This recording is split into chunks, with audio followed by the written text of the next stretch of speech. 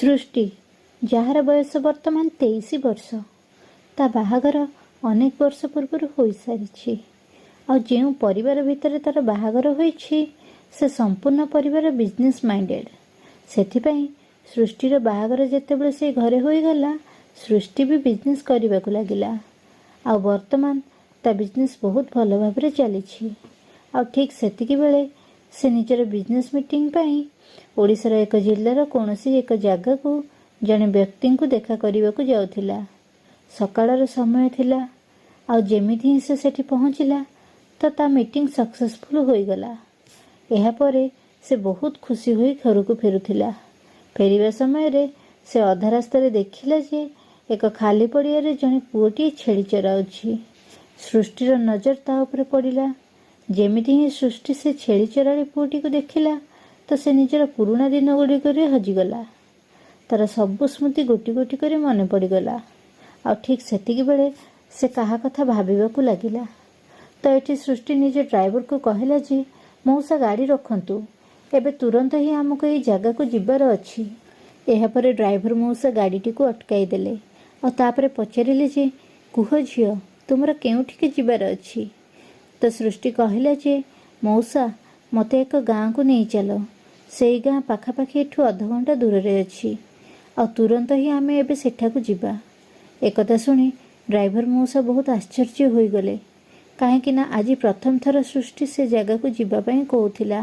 सृष्टिर बाहागर पर ठारू एई मौसा ही सृष्टिर गाड़ी चलाई आसुछंती आ आज पर्यंत सृष्टि केबे हेले भी से जगार ना भी उठाई नथिला। आ सेठी एमिति तार की काम थाई पारे जेउथि कि सेठी की जीवाकू चाहुछि।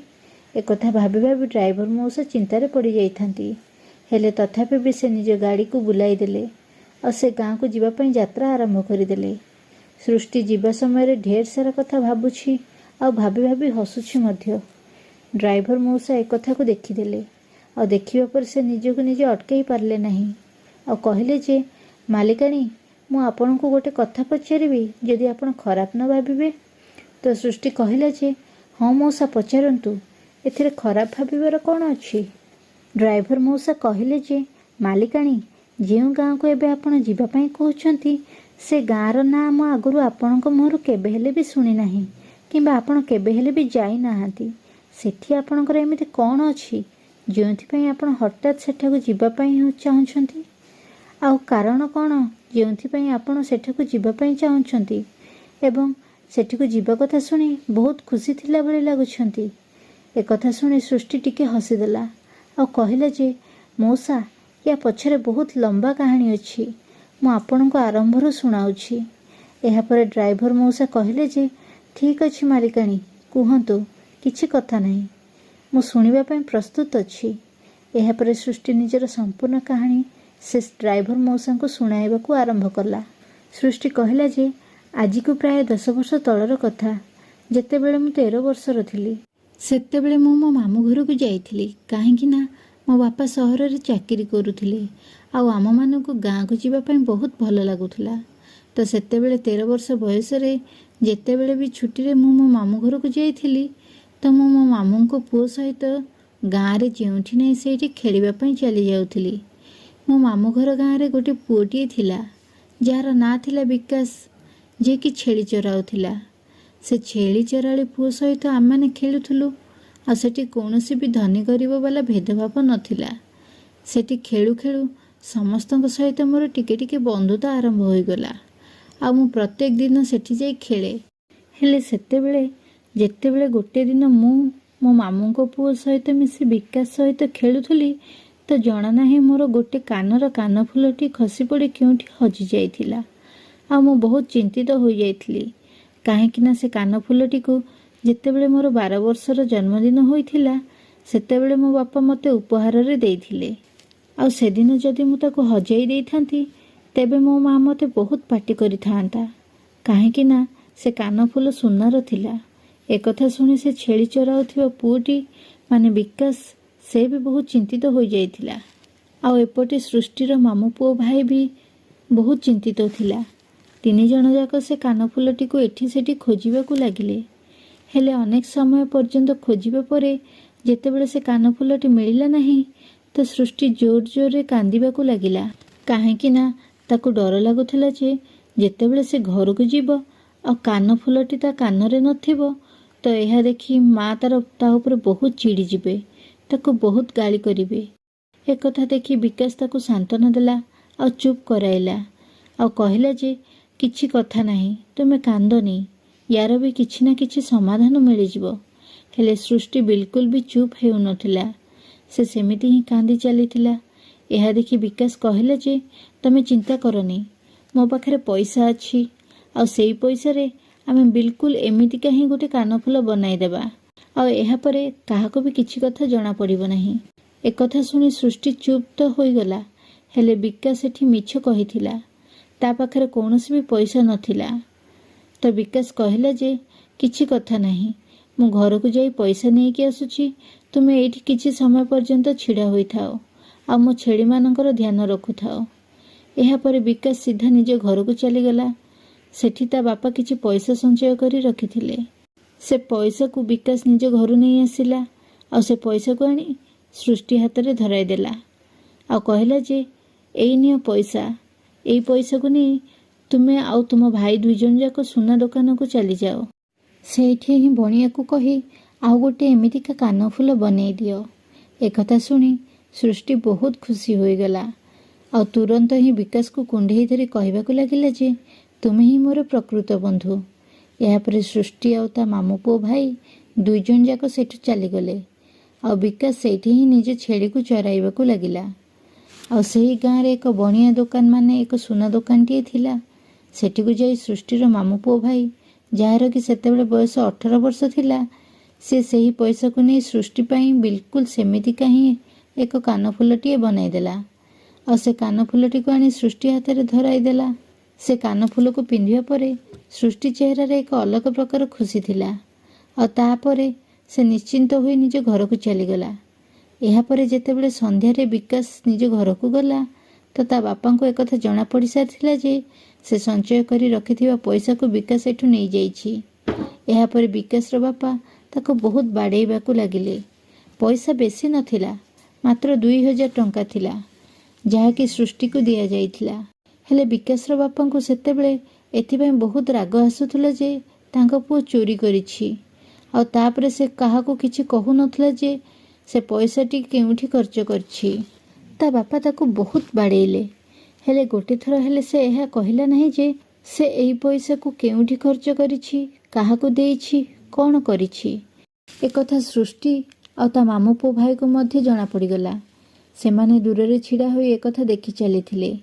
ହେଲେ ଏଠି ସେ ଛେଳି ଚରାଳି ପୁଅଟି ମାନେ ବିକାଶ ଏତେ ମାଡ଼ ଖାଇବା ପରେ ମଧ୍ୟ ସେ ନିଜ ବାପାଙ୍କୁ କିଛି ହେଲେ ବି କହିଲା ନାହିଁ ଯେ ସେ କାହାକୁ ଏ ପଇସା ଦେଇଛି। ସୃଷ୍ଟିର ତ ନାଁ ବି ବିଲକୁଲ ନେଲା ନାହିଁ। ଅନେକ ସମୟ ପରେ ତା ବାପା ତାକୁ ଅନେକ ବାଡ଼େଇବା ପରେ ସେମିତି ହିଁ ଛାଡ଼ିଦେଲେ ଆଉ ବିକାଶ ଏତେ ଯନ୍ତ୍ରଣା ସହିବା ପରେ ମଧ୍ୟ ସେଠି ସେମିତି ଚୁପଚାପ ବସି ରହିଲା। ଏହା ଦେଖି ସୃଷ୍ଟି ନିଜ ମନେ ମନେ ଏହା ନିଷ୍ପତ୍ତି ନେଲା ଯେ ଯେବେ ବି ତା ପାଖରେ ପଇସା ହେବ ସେ ସେହି ପଇସାକୁ ଆଣି ବିକାଶକୁ ଫେରାଇ ଦେବ, ଯାହାଦ୍ୱାରା କି ବିକାଶ ସେହି ପଇସାକୁ ତା ବାପାଙ୍କୁ ଦେଇପାରିବ ଆଉ ତା ଉପରୁ ଚୋର ହେବାର କଳଙ୍କ ହଟିପାରିବ। ସେ ଏମିତି ହିଁ କିଛି ଭାବୁଥିଲା, ହେଲେ ସେ ବି ଛୋଟ ଛୁଆ ଥିଲା ତ ତା ପାଖରେ ଏତେ ଗୁଡ଼ିଏ ପଇସା କୁଆଡ଼ୁ ଆସିଥାନ୍ତା। ଏମିତି ହିଁ ଭାବରେ ଧୀରେ ଧୀରେ ସମୟ ବିତି ଚାଲିଲା। ସମୟ ବିତିବା ସହିତ ସୃଷ୍ଟି ବି ବଡ଼ ହୋଇ ଚାଲିଲା। ଯେମିତି ସେ ବାହାଘର ଯୋଗ୍ୟ ହେଲା ତ ତା ବାପା ମା ତା ବାହାଘର କରାଇଦେଲେ ଆଉ ବାହାଘର ପରେ ସୃଷ୍ଟି ନିଜ ସ୍ୱାମୀ ସହିତ ନିଜ ଜୀବନ ଅତିବାହିତ କରିବାକୁ ଲାଗିଲା। ଏଠି ତା ଶାଶୁଘରର ପରିବାରରେ ଯେତେ ବି ସଦସ୍ୟ ଥିଲେ ସମସ୍ତେ ନିଜର ଅଲଗା ଅଲଗା ବିଜନେସ୍ କରୁଥିଲେ। ତ ସୃଷ୍ଟି ପାଇଁ ବି ଏକ ବିଜନେସ୍ ସେଟେଲ୍ କରାଇ ଦିଆଗଲା ଆଉ ସୃଷ୍ଟି ଦିନ ରାତି ପରିଶ୍ରମ କରି ସେ ବିଜନେସ୍କୁ ବହୁତ ଉପର ପର୍ଯ୍ୟନ୍ତ ପହଞ୍ଚାଇ ଦେଲା। ଯେବେଠୁ ସୃଷ୍ଟି ବିଜନେସ୍ କରିବା ଆରମ୍ଭ କରିଛି ସେବେଠାରୁ ଏ ମଉସା ଯିଏକି ସୃଷ୍ଟିର ଗାଡ଼ି ଚଲାଉଛନ୍ତି ସେବେଠାରୁ ସେ ତାର ପର୍ମାନେଣ୍ଟ ଡ୍ରାଇଭର ଅଛନ୍ତି ଆଉ ସେ 2 ଜଣଙ୍କ ସମ୍ପର୍କ ବାପା ଝିଅ ଭଳି। ଯଦି ସୃଷ୍ଟିକୁ କିଛି କଥା ବୁଝିବାର ଥାଏ କିମ୍ବା କୌଣସି ମତାମତ ନେବାର ଥାଏ ତେବେ ସୃଷ୍ଟି ସେ ଡ୍ରାଇଭର ମଉସାଙ୍କ ଠାରୁ ନେଇଥାଏ। ସେଥିପାଇଁ ଆଜି ସେ ସବୁ କଥା ଖୋଲି ସେ ଡ୍ରାଇଭର ମଉସାଙ୍କ ସାମ୍ନାରେ କହିଦେଇଥିଲା। ସେ କହିଲା ଯେ ମଉସା, ଯେତେବେଳେ ବାଟରେ ଯାଇଥିବା ସମୟରେ ମୁଁ ସେ ଛେଳି ଚରାଳି ପୁଅଟିକୁ ଦେଖିଲି ତ ମୋର ସବୁ ପୁରୁଣା କଥା ମନେ ପଡ଼ିଗଲା। ଆଉ ଏମିତିରେ ବି ମୋ ମାମୁଁ ଘର ଏଇଠି ପାଖରେ ହିଁ ଥିଲା, ବେଶୀ ଦୂର ନଥିଲା। ସେଥିପାଇଁ ମୁଁ ଭାବିଲି ଯେ କେମିତି ହେବ ଯେ ମୁଁ ଯିବା ସମୟରେ ବିକାଶକୁ ଦେଖା କରିଦେଇ ଯିବି। ଆଉ ଆଜି ମୁଁ ତାର ସେଇ ଋଣ ବି ସୁଝିଦେବି, ଯେଉଁ ଋଣ ପାଇଁକି ସେ ଛୋଟବେଳେ ମୋ ପାଇଁ ବହୁତ ମାଡ଼ ଖାଇଥିଲା। ଏହା ସତ ଯେ ଏବେ ସେ ପଇସାର କୌଣସି ମୂଲ୍ୟ ନାହିଁ, ହେଲେ ମୁଁ ତାକୁ ଦେଖା କରିବାକୁ ଚାହୁଁଛି। କାହିଁକି ନା ସେ ଜଣେ ବହୁତ ଭଲ ମଣିଷଟିଏ ଥିଲା। ଆଉ ମୋ ଦୁଃଖକୁ ଦେଖି ସେ ନିଜ ଘରୁ 2000 ଟଙ୍କା ଆଣି ମୋ ହାତରେ ଧରାଇ ଦେଇଥିଲା। ଏକଥା ଶୁଣି ଡ୍ରାଇଭର ମଉସାଙ୍କୁ ବି ବହୁତ ଆଶ୍ଚର୍ଯ୍ୟ ଲାଗୁଥିଲା। ଆଉ ସେ ବିକାଶକୁ ଦେଖିବା ପାଇଁ ଚାହୁଁଥିଲେ। ଦୁଇଜଣ ଯାକ ନିଜ ଗାଡ଼ିର ବେଗକୁ ବଢ଼ାଇ ସିଧା ଯାଇ ସେ ଗାଁରେ ପହଞ୍ଚିଗଲେ, ଯେଉଁଠିକି ସୃଷ୍ଟିର ମାମୁଁ ଘର ଥିଲା। ଆଉ ଯିବା ସମୟରେ ସୃଷ୍ଟି ଡ୍ରାଇଭର ମଉସାଙ୍କୁ ରାସ୍ତା ବତାଇ ଚାଲିଥିଲା। ଆଉ ଧୀରେ ଧୀରେ ଯାଇ ସେମାନେ ବିକାଶର ଘର ସାମ୍ନାରେ ପହଞ୍ଚିଗଲେ, ଯେଉଁଠିକି ପୂର୍ବରୁ ବିକାଶ ରହୁଥିଲା। ବିକାଶର ଘର ସାମ୍ନାରେ ଯାଇ ଗାଡ଼ିଟି ଅଟକିଗଲା। ଏବେ ସମୟ ପାଖାପାଖି 3ଟା ବାଜିଥିଲା। ଏବେ ଯେମିତି ହିଁ ଏତେ ବଡ଼ ଗାଡ଼ିଟି ବିକାଶ ଘର ସାମ୍ନାରେ ଅଟକିଗଲା, ତ ଆଖପାଖ ପଡ଼ୋଶୀ ଲୋକମାନେ ବି ନିଜ ନିଜ ଘରୁ ବାହାରି ସେ ଗାଡ଼ିଟିକୁ ଦେଖିବାକୁ ଲାଗିଲେ। କାହିଁକି ନା ବିକାଶ ଏବେ ବି ବହୁତ ଗରିବ ମଣିଷଟିଏ, ଯେମିତିକି ସେ ପୂର୍ବରୁ ରହୁଥିଲା। ତା ଘର ଏବେ ବି ବିଲକୁଲ ସେମିତିକା ହିଁ ଥିଲା।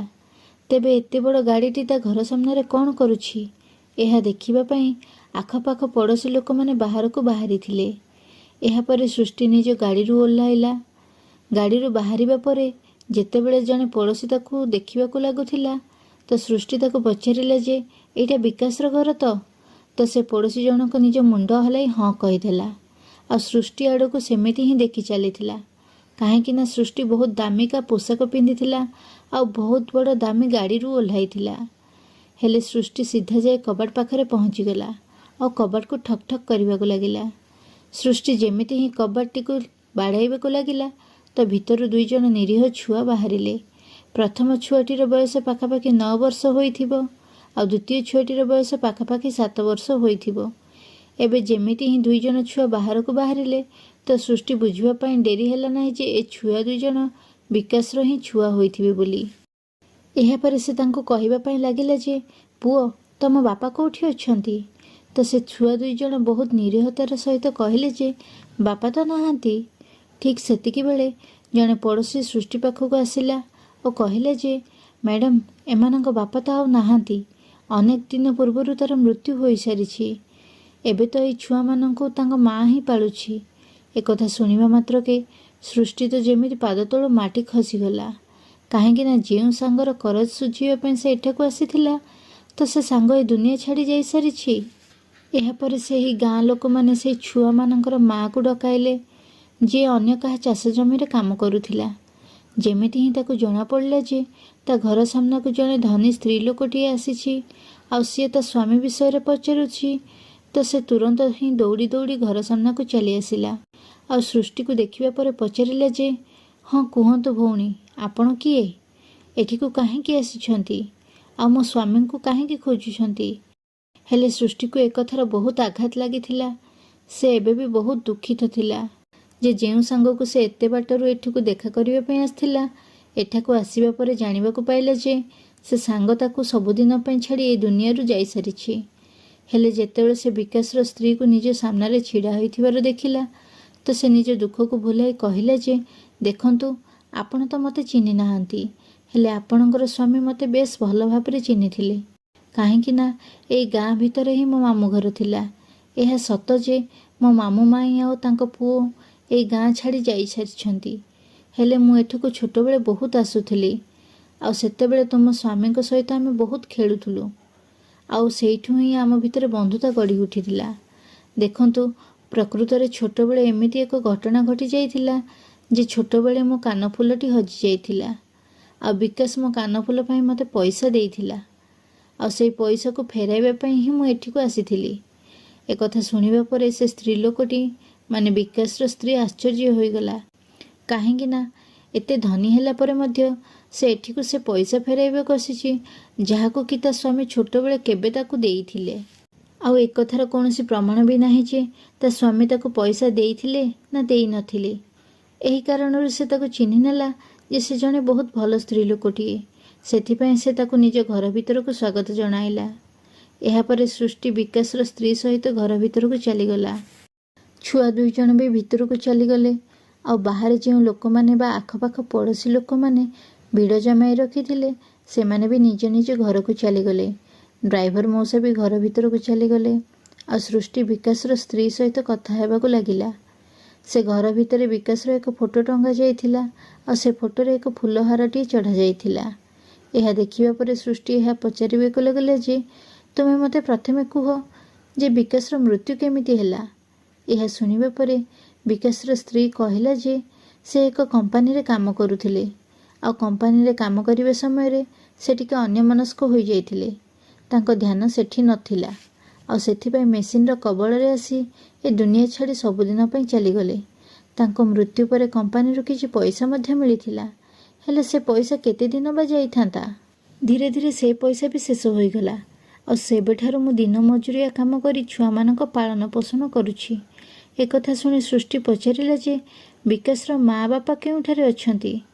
ତ ସେ ସ୍ତ୍ରୀ ଲୋକ ଜଣକ କହିଲା ଯେ ସେମାନଙ୍କର ତ ଅନେକ ବର୍ଷ ପୂର୍ବରୁ ମୃତ୍ୟୁ ହୋଇସାରିଥିଲା। ଏହାପରେ ସୃଷ୍ଟି ସେ ଘର ଭିତରେ ରହି ପୁରା ଘରଟିକୁ ଦେଖିବାକୁ ଲାଗିଲା।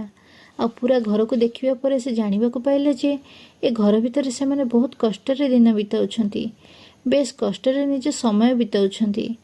ଏହାପରେ ସୃଷ୍ଟି ବିକାଶର ଛୁଆମାନଙ୍କୁ ନିଜ ପାଖକୁ ଡାକିଲା ଆଉ ପଚାରିଲା ଯେ ତୁମେମାନେ କେଉଁ କ୍ଲାସରେ ପଢ଼ୁଛ ଆଉ କେଉଁ ସ୍କୁଲରେ ପଢ଼ୁଛ। କିନ୍ତୁ ଏଠି ଛୁଆମାନେ ପୂର୍ବରୁ ତ ପାଠ ପଢ଼ୁଥିଲେ, ହେଲେ ଯେବେଠାରୁ ତାଙ୍କ ବାପାଙ୍କର ମୃତ୍ୟୁ ହୋଇଯାଇଛି ସେବେଠାରୁ ସେମାନେ ପାଠପଢ଼ା ମଧ୍ୟ ବନ୍ଦ ହୋଇଯାଇଛି। ତ ଛୁଆମାନେ ବି କହିଦେଲେ ଯେ ଆମମାନେ କେଉଁଠିକୁ ବି ପାଠ ପଢ଼ିବାକୁ ଯାଉନାହୁଁ, ଘରେ ହିଁ ମା ଆମକୁ ଅଳ୍ପ ବହୁତ ପାଠ ପଢ଼ାଉଛି ଆଉ ସେଇଥିରୁ ହିଁ ଆମେ ପାଠପଢ଼ା ଶିଖିଛୁ। କାହିଁକି ନା ଏବେ ଆମ ପାଖରେ ଏତେ ପଇସା ନାହିଁ, ସେଥିପାଇଁ ଆମେ କେଉଁଠିକି ବି ପଢ଼ିବାକୁ ଯାଇପାରୁନାହୁଁ। ଏକଥା ଶୁଣିବା ପରେ ସୃଷ୍ଟିର ଆଖିରୁ ଲୁହ ଝରି ଆସିଲା ଆଉ ସେ ଡ୍ରାଇଭର ମଉସାଙ୍କ ଆଖିରୁ ମଧ୍ୟ ଲୁହ ଝରି ଆସିଲା। ଏବେ ପର୍ଯ୍ୟନ୍ତ ସୃଷ୍ଟି ଯେଉଁ ପଇସାକୁ ଫେରାଇବା କଥା ଭାବୁଥିଲା ସେ ଏବେ ଭାବିବାକୁ ଲାଗିଲା ଯେ ଏମିତି ଆଉ କାମ ଚଳିବ ନାହିଁ। ମୋତେ ହିଁ ଏ ପରିବାର ପାଇଁ କିଛି ନା କିଛି କରିବାକୁ ହେବ। କାହିଁକି ନା ଏଠି ବିକାଶର ସ୍ତ୍ରୀର ଅବସ୍ଥା ମଧ୍ୟ ସଫା ସଫା ଜଣାପଡ଼ିଯାଉଥିଲା। ସେ ବିକାଶର ସ୍ତ୍ରୀକୁ ପଚାରିବାକୁ ଲାଗିଲା ଯେ ତମେ ଗୋଟେ ଦିନରେ କେତେ ଟଙ୍କା ରୋଜଗାର କରିନେଉଛ, ମାନେ ଟୋଟାଲ ମାସକୁ କେତେ ପଇସା ରୋଜଗାର କରୁଛ। ଏକଥା ଶୁଣି ବିକାଶର ସ୍ତ୍ରୀ କହିଲା ଯେ ପ୍ରତ୍ୟେକ ଦିନ ମୋତେ 200 ଟଙ୍କା ମିଳିଥାଏ ଆଉ ମୁଁ ମଜୁରୀ ଖଟିବା ପାଇଁ ଯାଏ। ମୋର ସେମିତି ମାସିକ ନିର୍ଦ୍ଦିଷ୍ଟ ଦରମା ନଥାଏ। ଯେଉଁଦିନ କାମକୁ ଯାଏ ସେହିଦିନ ପଇସା ପାଏ ଆଉ ଯେଉଁଦିନ କାମକୁ ନ ଯାଏ ସେଦିନ ମୋତେ ପଇସା ମିଳିନଥାଏ। ମାସକୁ ପାଖାପାଖି 5,000 ରୁ 6,000 ଟଙ୍କା ମୋତେ ମିଳିଯାଏ। ହେଲେ ସେ ପଇସାରେ ଘର ଖର୍ଚ୍ଚ ତ ଚଳିଯାଏ, କିନ୍ତୁ ଛୁଆମାନଙ୍କୁ ମୁଁ ସ୍କୁଲ ପଢ଼ାଇ ପାରେ ନାହିଁ। କାହିଁକି ନା ସେମାନଙ୍କ ପାଠପଢ଼ା ଖର୍ଚ୍ଚ ମୁଁ ବହନ କରିପାରେ ନାହିଁ। ଏକଥା କହିବା ସମୟରେ ବିକାଶର ସ୍ତ୍ରୀର ଆଖିରୁ ଲୁହ ଝରି ଆସିଲା ଆଉ ସେ ଜୋର ଜୋରରେ କାନ୍ଦିବାକୁ ଲାଗିଲା। ଏହା ଦେଖି ସୃଷ୍ଟି ତାକୁ ସାନ୍ତ୍ୱନା ଦେଲା ଆଉ କହିଲା ଯେ ତୁମେ ଚିନ୍ତା କର ନାହିଁ, ତମେ ମୋ ସାଙ୍ଗର ସ୍ତ୍ରୀ, ମୁଁ ତୁମ ପାଇଁ କିଛି କରିବା ପାଇଁ ଚାହୁଁଛି ଆଉ ତାହା ମୁଁ କରିକି ହିଁ ରହିବି। ଠିକ୍ ସେତିକିବେଳେ ବିକାଶର ସ୍ତ୍ରୀ କହିଲା ଯେ ନା ମ୍ୟାଡ଼ାମ୍, ଆମକୁ ସାହାଯ୍ୟର କୌଣସି ଆବଶ୍ୟକତା ନାହିଁ। ତ ସୃଷ୍ଟି କହିଲା ଯେ ଆରେ ନା ନା, ସେମିତି କିଛି କଥା ନୁହଁ। ଛୋଟବେଳେ ତୁମ ସ୍ୱାମୀ ମୋର ସାହାଯ୍ୟ କରିଥିଲେ ଆଉ ସେମିତି ଭାବରେ ହିଁ ମୁଁ ତୁମ ସାହାଯ୍ୟ ପାଇଁ କିଛି କରିବାକୁ ଚାହୁଁଛି। ମୁଁ ତୁମକୁ ପଇସା ଦେବି ନାହିଁ, ହେଲେ ତୁମକୁ ଗୋଟେ ରାସ୍ତା ଦେଖାଇ ପାରିବି ଯେଉଁ ରାସ୍ତାରେ କି ତୁମେ ନିଜ ଜୀବନକୁ ଆହୁରି ସୁନ୍ଦର ବନେଇ ପାରିବ। ଏକଥା ଶୁଣି ବିକାଶର ସ୍ତ୍ରୀ ଚୁପ୍ ହୋଇଗଲା ଆଉ ସୃଷ୍ଟି ସେତେବେଳେ ତ ସେଠୁ ଚାଲି ଆସିଲା। ହେଲେ ତା ପରଦିନ ସକାଳୁ ଏକ ନୂଆ ଆଶାର କିରଣ ସହିତ ପୁଣି ଥରେ ସେ ଗାଁରେ ଯାଇ ପହଞ୍ଚିଗଲା ଆଉ ସେଠିକୁ ଯିବା ପରେ ସବୁଠୁ ପ୍ରଥମେ ସୃଷ୍ଟି ସେ 2 ଛୁଆଙ୍କୁ ଏକ ସ୍କୁଲରେ ଆଡ଼ମିସନ୍ କରାଇଦେଲା ଆଉ କହିଲା ଯେ ଏ ଛୁଆ ଆଜି ପରଠାରୁ ସ୍କୁଲରେ ପଢ଼ିବେ ଆଉ ସେମାନଙ୍କ ପାଠପଢ଼ା ପାଇଁ ଯାହା ବି ପଇସା ଖର୍ଚ୍ଚ ହେବ ସେ ପଇସା ତମେ ହିଁ ମୋତେ ଦେବ। ହେଲେ ତା ପୂର୍ବରୁ ମୁଁ ତୁମକୁ ପଇସା ରୋଜଗାର କରିବାର ଯୋଗ୍ୟ ବନେଇ ଦେଉଛି। ଏକଥା ଶୁଣି ବିକାଶର ସ୍ତ୍ରୀ ଆଶ୍ଚର୍ଯ୍ୟ ହୋଇଗଲା ଆଉ ପଚାରିଲା ଯେ ମୁଁ ପଇସା କେମିତି ରୋଜଗାର କରିପାରିବି? ମୁଁ ବେଶୀ ପାଠଶାଠ ପଢ଼ିନି, ଅଳ୍ପ ବହୁତ କିଛି ପଢ଼ିଛି। ଏହାପରେ ସୃଷ୍ଟି ତା ଆଡ଼କୁ ଦେଖି ଟିକେ ହସିବାକୁ ଲାଗିଲା ଆଉ ତାପରେ କହିଲେ ଯେ ପାଠଶାଠ ଏଠି ବେଶୀ ମ୍ୟାଟର କରେ ନାହିଁ, ତମ କାମ କରିବାର ଉପାୟ ହିଁ ଏଠି ବେଶୀ ମ୍ୟାଟର କରେ। କାଲି ତମେ ଏମିତି କରିବ ଯେ ଏଇ ସମୟରେ ଏଇ ଜାଗାରେ ଯାଇ ପହଞ୍ଚିଯିବ ଆଉ କାଲି ମୁଁ ତୁମକୁ ସେଇଠି ହିଁ ମିଳିଯିବି। ଏହାପରେ ପୁଣି ଥରେ ସୃଷ୍ଟି ସେଇଠୁ ଚାଲିଗଲା। ଛୁଆମାନେ ଏବେ ସ୍କୁଲ ଯିବା ଆରମ୍ଭ କରିଥିଲେ आउ सेपटे विकासर स्त्री सकाळ 9टा बाजू बाजू से जगार जाई पहुँची जाइथिला। जो जगार पहुँचवा ପାଇଁ सृष्टि ताकू कहिथिला। सेठी एक बहुत भल सिलाई सेंटर थिला, जेउठिकी विभिन्न प्रकार डिजाइन मध्य बना जाई थाए। सृष्टि विकासर स्त्री को से सिलाई सेंटर रे लगई देला आ कहिला जे एइठी तुमे बेस भल भाबरे सिलाई शिखि जाओ। आ सिलाई शिखि साला परे मु तुम पई एक सिलाई दुकान टी खोली देबी। आ तापर तमे निज जीवन को निज दम रे अतिबाहित करि परिबो। आ तापर तुमरा कोनोसी असुविधा हेबो नाही। विकासर स्त्री जेतेबेले सेठी सिलाई शिखिबा आरंभ करिला तो धीरे धीरे ताको बेस भल भाबरे सब काम जना पड़ीगला। सब काम को से बेस भल भाबरे शिखि नेला। आ जेतेबेले से बेस भल भाबरे काम शिखि नेला तो सृष्टि निजे पाखर पैसा लगई सही सहर रे ही ता पई बहुत बड़ एक सिलाई दुकान टी खोली देला। आ ता भितर से बहुत दामी दामी डिजाइन रो जिनिस सब सिलाई करबा को लागिला, जेमिति कि डिजाइनर ब्लाउज, लेहेंगा, चूड़ीदार सब किछि। जोंथि पई कि ता पाखकु अनेक ग्राहक आसीबा पई लागिले। बेस बड़ बड़ घर मध्य ग्राहक आसुथिले। आ से ढेर सारा पैसा मध्य रोजगार करबा को लागिला। जेमिति ही से पैसा रोजगार करबा को लागिला तो से सृष्टिर पैसा सुझिबा पई भाबिला। हेले सृष्टि मना करदेला आ कहिला जे यह तुम स्वामींकर करज थिला। जो पैसार ऋण आज मु देइछि, एई पैसा को तुम निज पाखरे रख, निज छुआ मानकर फ्यूचर पई संचय करी रख। सृष्टि आज भी विकासर छुआ मानकू आ विकासर स्त्री को देखा करबा पई जाए। जेबे भी छुआ मानक रिजल्ट बाहरे तो सृष्टि छुआ मानक रिजल्ट कथा बुझे, सेमानक भल मंद कथा फोन करी बुझे, सेमानक पई नुआ नुआ पोशाक खेलना भी नहीं कि जाए आ सेमानक देखाशुना करे। एपटे जेतेबेले सृष्टिर स्वामी को एक कथा जना पड़िला तो से निज स्त्री ऊपर बहुत गर्वित अनुभव करिला। आ से भी केबे केबे सृष्टि सहित निज छुआ मानक धरी सेठी को सेमानक देखा करिया पई जांती। आ से परिवार सहित सृष्टिर परिवार एक अलग नियारा बंधन बनी जाइछि।